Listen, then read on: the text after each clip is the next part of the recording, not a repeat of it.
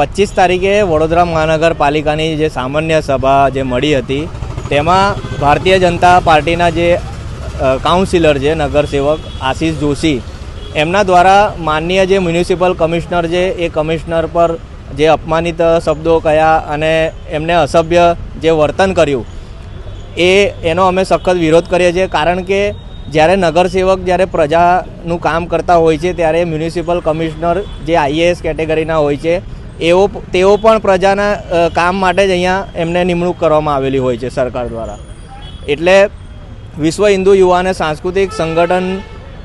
જે municipal commissioner છે દિલીપ રાણા એમને તમામ જે અધિકારીઓ છે એમને સમર્થન જાહેર કરે છે, ટેકો જાહેર કરે છે કે આ રીતે કોઈપણ અધિકારી હોય એમનું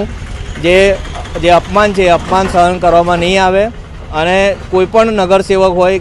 આ રીતે જે ભરી સભામાં કોરમમાં આ રીતે જે અપમાન છે અપમાન સહન નહીં કરવામાં આવે। એટલે આજે અહીંયા કમિશનર શ્રીને મુલાકાત કરવાનો છું ને સમર્થન જાહેર કરવાનો છું।